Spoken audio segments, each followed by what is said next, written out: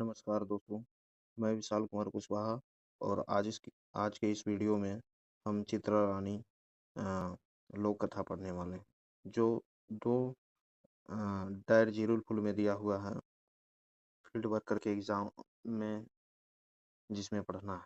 तो चलिए आइए शुरू करते हैं। चित्रा रानी पाठ कर लिखवैया है तो शिवनाथ प्रामाणिक। चित्रा रानी कौन रकमेक पाठ लागे तो लोक कथा है। चित्रा रानी लोक कथा कौन किताबें जरायल है दो डायर जीरुल फुल में। शिवनाथ प्रामाणिक जी के जन्म बच्छर है 13 जनवरी 1950। शिवनाथ प्रामाणिक जी के जन्म ठाव है बैदमारा बोकारो। शिवनाथ प्रामाणिक जी के बापे का नाम है मुरलीधर प्रामाणिक। शिवनाथ प्रामाणिक जी के माए का नाम है तिनकी देवी। शिवनाथ प्रामाणिक जी के कौन ठिन कोठा गीत गूंजत रह हलय आकाशवाणी आर दूरदर्शन। शिवनाथ प्रामाणिक जी की रचना दामोदर कोराएँ खंड काव्य 1986 में प्रकाशित होता है।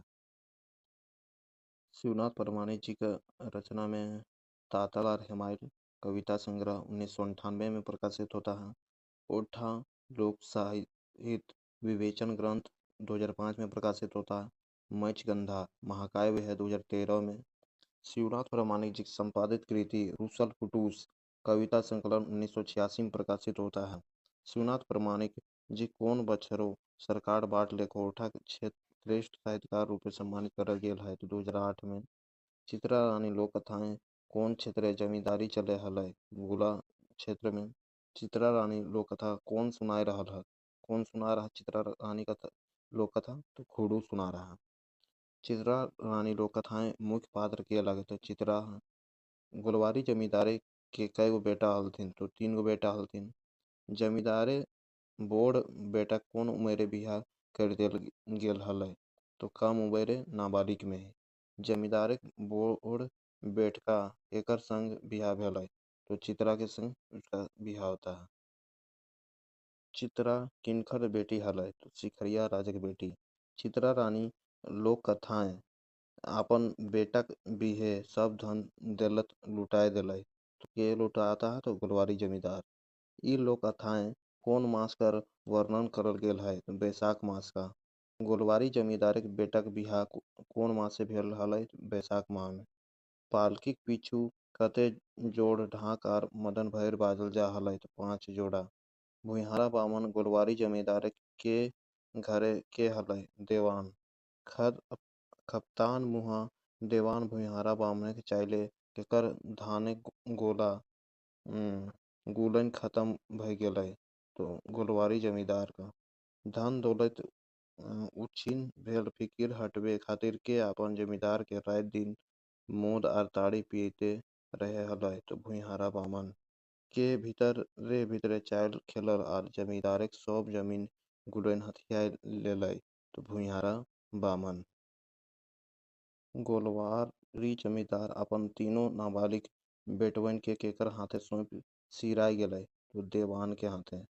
गोलवारी जमींदार के मोरे के बाद के अपने जमींदारी चलावे लगलय। सब कमियां गुलिक आर अपन हाथ कर लेलय तो भुइहारा बामन। गोलवारी जमींदार के तीनों बेटवन एकर घरे मुनीस खटे लगला था अपन घरे। रात दिन भुइहारा बामने मायर गारी के लटवा लाहिर भय गेला तो जमींदारों तीनों बेटवन। जमींदारों तीनों बेटवन में के तनी चेटगर हुबगर हलय तो छोटका बेटा। कौन भाई अपन दुयो भाई के लइके राता रात भाई दोसर राजा डिंडाय पहुंच गेला तो छोट भाई। तीनों भाई की कर जिंदगी बसर करे लगला तो माटी काट मजूरी करे लगला। के तीनों भाई गुड़न के टावा ठेकान और बड़ी खोजर कर लय मैं तू पाइले नाय तो सिखरिया राजा। के बड़का भाई के बात सुन शिखर जाय के ऊंचे के उठल छोटका भाई। बोड़ भाई अपन की चिन्हा दे के छोटका भाई के सिखरिया सोझाए दिलय आपन अंगुरी अंगठी। कौन समय छोटका भाई राजा घर के मलिन बूढ़ी कुंभा पहुंच गेलय तो अमावस्या कुचकुचिया अंधार रात। ई कहे बूढ़ी कुंभा भीतर छोटका भाई ढुकलय तो मौसी। छोटका भाई केकरा से नेहोर करलय तो राजा बेटी चित्रा संग हमरा तनी भेंट कराए दे।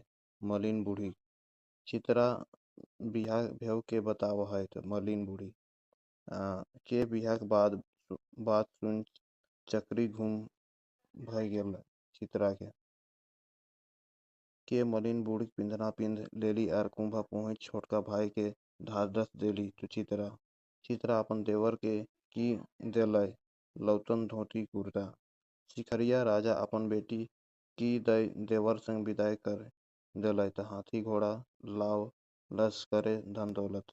तीनों भाई हाथी चढ़ चिराग संग कहाँ पहुँच गेलय त अपन बपौती डिंडा।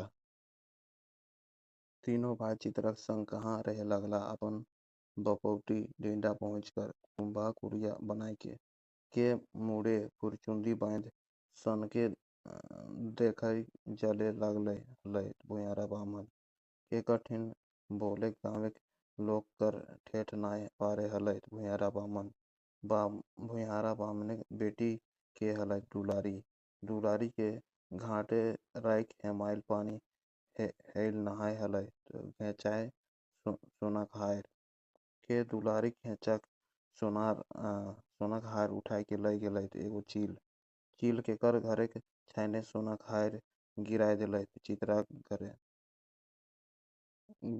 गाँव में ढोल ढेर ठेठाय भेलय बामन जमींदार बेटी हायर जे केहू टवारो करे पारे तो की मिलतय आधा जमींदारी केकरा डाई चित्रा सोना हायर खोजे अड़बी शर्त बतवल तो सिपाही चित्रा की शर्त रखल सोना के हायर खोजे बदिल जमींदार संगे ओकर देवान आर पुलिस मुनीस कमियां जोदी दू पक्ष कोनो काम नाय करता तो सोना का हायर मिल जिते।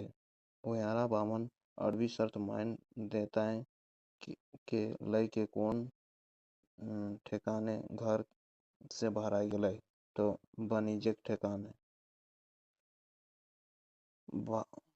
बाभनेक बनिजेक ठेकान बहराइल बादे चित्रा की चालाकी कर लय अपन ससुरे सब संत जोइत के घेपाय देलिक के सब चित्राक चालाकी में साथ देलिक गाँव के लोग। कते पैक बीतल परे सोना खायर डुलरिक नजीके पहुँच गेलय दूपक चित्रा बुझ लगी तो केकर गोड़ेक लहर चांदी फुटलय तो बामन का गोडेक लहर चांदी फूटल माने रागे गुस्सा करे के केकर कहला लागे जो धान काटबे तो ओकरे जे खटबे से पैबे चित्रा सब धान केकर मैदे बांट देलय तो खटनियार के मैदे कुछ बछर बादे केकरा आस पास गांव डीहेक लोग केकरा रानी बनाए दिलथिन तो चित्रा के केकर कहल लागे आज से गोल मुनीस के चाइल खत्म जे खटत से पावत चित्रा के आपन समाज के सर जुताई सर गताई सागाइठ के सोच सरगठे सोचवैली तो चित्रा आइझेक समय गोला और रामगढ़ माझे कौन गांव चित्रा रानी के गांव से धराइत है तो चित्रपुर है जो मारा शब्द का अर्थ है कमजोर केकर कहर लागे कहनी शेष भेलय खुड़ू के चित्रा रानी लोकताएं के खलनायक हलय तो भुयारा बामन। धन्यवाद।